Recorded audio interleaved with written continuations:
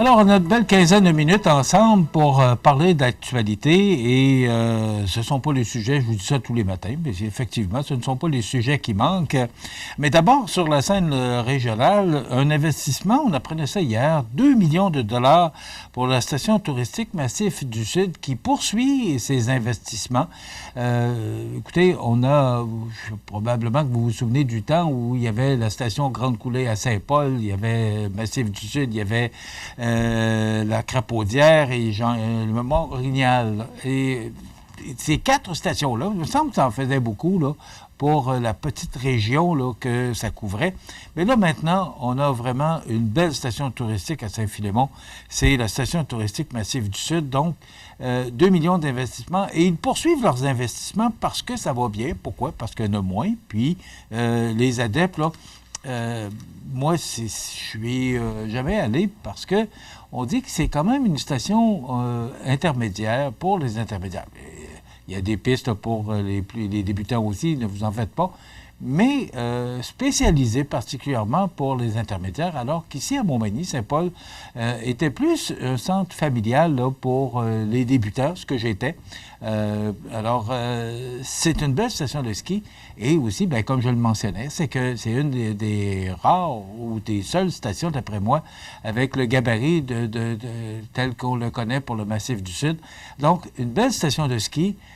Et moi, ce qui me plaît là-dedans, c'est que les gens continuent à investir. Ils font de l'argent, bien, ils en prennent une partie, ils réinvestissent pour améliorer les équipements et ils se gardent un petit fonds de roulement là, pour les temps plus difficiles. Donc, une belle entreprise, 2 millions d'investissements et ça devrait améliorer là, les cabines, ça devrait améliorer également le tapis. Là, moi, je ne connais pas tellement ça, là, le tapis d'embarcation ou d'embarquement. Et également, attendez un petit peu, il y a aussi, je vais vous le dire, bon, les cabanes de remontée ou guérites, un tapis d'embarquement qui facilitera grandement l'accès aux chaises et permettra une fluidité générale à la remontée. Et également, on procédera à la refonte complète de la ligne de communication de 1,8 km que toutes les composantes de la remontée principale en passant d'un mode d'essai, je ne connais pas ça, mais quand même, ce qu'on me dit, là, que pour les connaisseurs, c'est vraiment de l'avancement. Donc, et moi, quand ça se passe dans ma région, je suis toujours content de le mentionner et de le dire. Mais bravo à ces gens-là. Et si vous avez le goût d'aller faire du ski, bien, allez donc faire un tour au Massif du Sud. C'est chez nous, c'est à côté de chez nous. Et aussi, bien, c'est un joyau de notre région parce qu'il y a le parc du Massif du Sud tout juste à côté. C'est deux choses, la station et le parc. Je suis allé prendre des images avec Jean pour le parc du Massif du Sud. D'ailleurs, on vous les a montrées, ces belles images. C'est vraiment un site merveilleux. C'est un beau coin de pays à visiter, à voir. Alors, si vous avez le goût d'aller faire du ski, bien, moi, je vous incite fortement à vous rendre à la station touristique Massif du Sud. Bon, et les finalistes du 18e Gala Prestige des Jardins Entreprises sont maintenant dévoilés. Donc, il y a plusieurs catégories, il y a plusieurs finalistes qui seront nominés pour ce 18e Gala. C'est une belle rencontre et que j'ai le plaisir et le loisir d'assister à chaque année. C'est une belle rencontre de gens d'affaires. C'est 300 personnes lors d'un cocktail, souper. Après ça, il y a de l'animation. D'ailleurs, c'est Alain Choquette, le magicien, qui sera l'animateur avec Nicole Robert de la Chambre de commerce.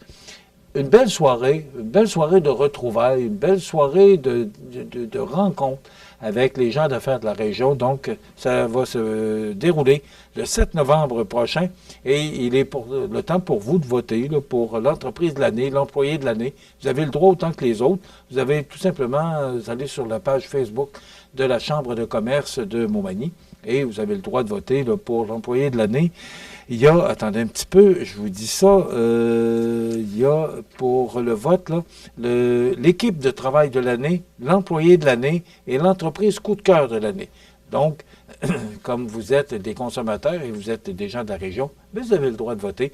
Alors, vous pouvez vous y rendre sur le site, sur la page Facebook de la Chambre de commerce de Montmagny. Les cliniques de passeport qui vont reprendre, ben, je parlais avec Bernard Généreux d'ailleurs, je pense que c'est cette semaine qu'il vient nous voir, et Bernard me disait que c'est tellement un succès, c'est tellement apprécié des gens.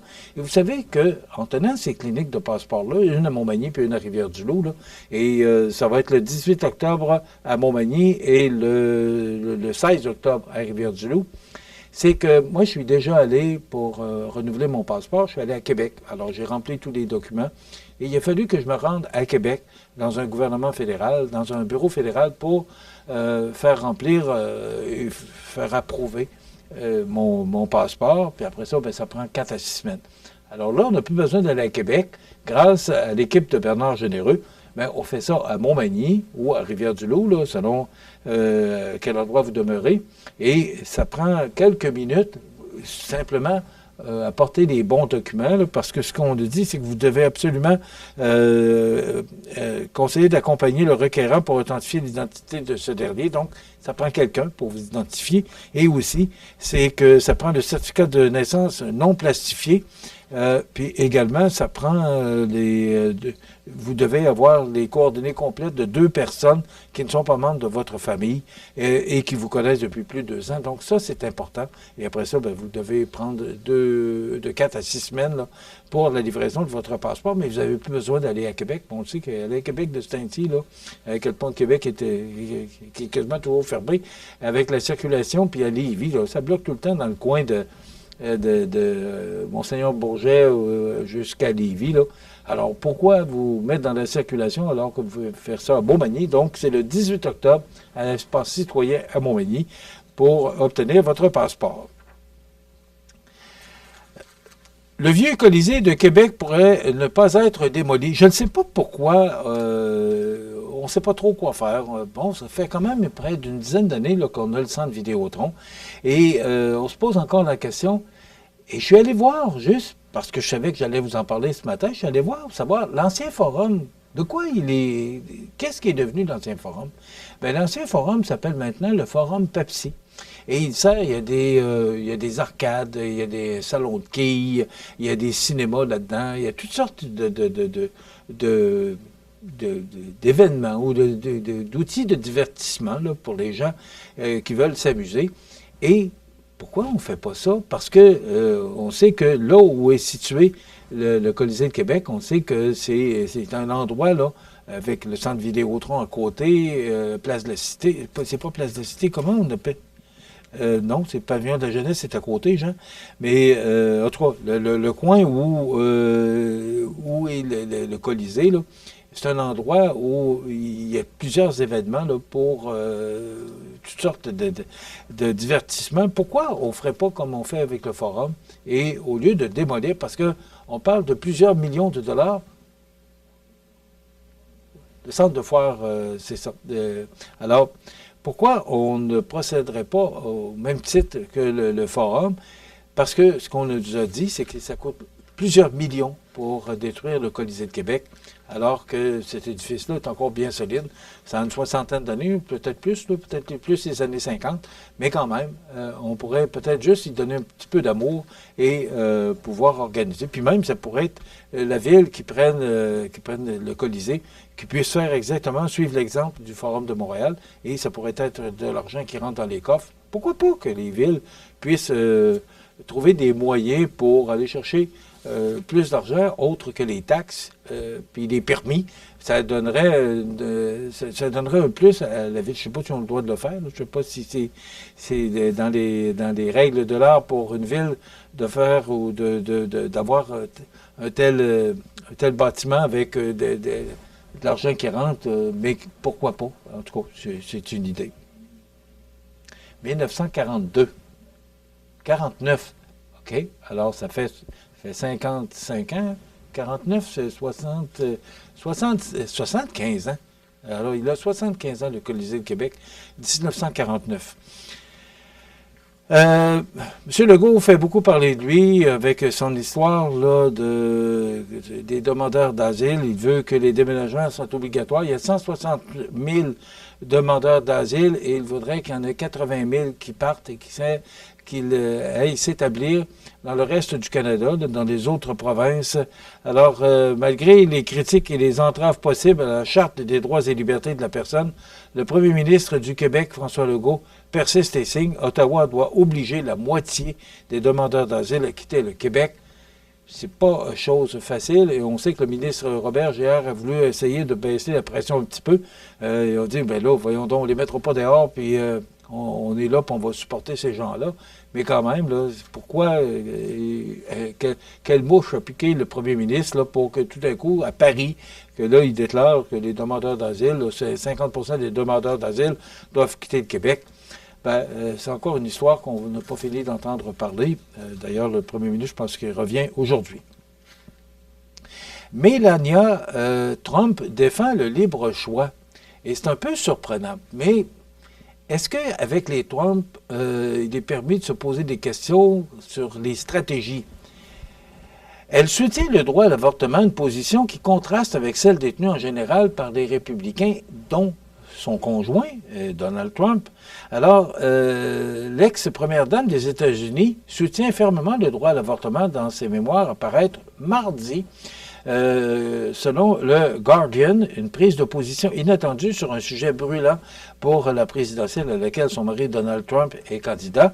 Donc, c'est mardi qu'elle fera connaître, là, le 8 octobre prochain, une publication qui est prévue. Donc, c'est tout le monde a bien hâte de voir exactement ce qu'il en est, mais que Mme Trump sorte ces publications quelques semaines, moins d'un mois, là, les élections américaines sont le 5 novembre prochain. Alors, il est permis de se poser la question, dans quel sens ça va? Est-ce que ça va déranger son mari qui est en élection présidentielle ou est-ce que ça va l'avantager? C'est une histoire à suivre. Mais moi, je croirais qu'avec tout ce qui se passe actuellement, pas sûr que M. Trump sera content de la publication de son épouse. Ben justement, on parle de M. Trump. Hier, le président, le grand boss de Desjardins, là, qui était en conférence devant des gens d'affaires, dit que le fait que M. Trump pourrait être élu président des États-Unis pourrait accroître l'instabilité économique. Je suis surpris. Probablement que vous aussi, vous êtes aussi surpris que moi. Effectivement, selon les économistes de Desjardins, un retour du candidat républicain à la Maison-Blanche accroîtrait l'instabilité économique et géopolitique mondiale, a prévenu sans détour Guy Cormier, président et chef de la direction du mouvement Desjardins, en se gardant bien cependant de prononcer le nom de Donald Trump dans son discours. Alors, on comprend que le président des États-Unis, là, actuellement, puis c'est encore chaud avec Mme Harris, mais Mme Harris, ça fait un petit bout de temps qu'on n'a pas vu de sondage, mais quand même, Mme Harris qui gagne quelques points. Ça va être une élection extrêmement intéressante, chaude, ça va être à suivre, mais on sait tous que si M. Trump revient à la Maison-Blanche, ça va changer beaucoup de choses. On sait que c'est un protectionniste et il tient bien à ce que d'ailleurs, son slogan le dit bien, là, faire des États-Unis, encore plus grand avec les États-Unis. Là. Donc, j'ai l'impression, et souvenez-vous qu'on a été obligé de renégocier l'ALENA, entre autres. Alors, ça, c'est quand il est arrivé au pouvoir. Alors, il est très, très protectionniste de son pays. Alors, c'est sûr que ça va changer des choses, mais il n'est pas encore président parce que Mme Harris lui fait une chaude lutte et il fait une chaude lutte à Mme Harris. Donc, c'est une campagne très intéressante et d'ailleurs à suivre. Hier, il y avait un match de hockey. Là. C'est pas tout le monde qui était d'accord avec ça parce que ça coûte entre 5 et 7 millions de recevoir les Kings de Los Angeles qui affrontaient hier les Bruins de Boston et affrontent les Panthers de la Floride samedi. Mais on a, d'ailleurs, le centre Vidéotron était presque à pleine capacité. Là. Je sais qu'à 6 heures hier soir, Stéphane Turcot sur TVA annonçait qu'il restait encore tout près de 1000 billets. C'est pas beaucoup, là, parce que c'est 18 000 personnes que ça contient. Alors, ça prouve qu'il y a encore de la place pour le hockey. Et on s'est servi de ce match-là pour ovationner Patrice Bergeron, qui a pris sa retraite l'an passé, qui a joué pendant plus de 20 ans, ou près de 20 ans, pour les Bruins de Boston. Quel bel hommage on a rendu à Patrice Bergeron, un hommage mérité. Plusieurs matchs dans la ligue, dans les différentes ligues de la région. Donc, je vous incite fortement à regarder ça en fin de semaine et à suivre ça. Et c'est le match d'ouverture du Caron Industrie dimanche après-midi. On sait que ça a changé de main récemment. Le Caron Industrie qui ouvre sa saison dimanche, sa saison officielle. Pour lundi, on reçoit le Centre d'aide aux entreprises de Montmagny-Lillet et on reçoit également Claudine Landry de la librairie Livre en Tête pour qu'elle nous parle de son entreprise. Bon week-end, à lundi.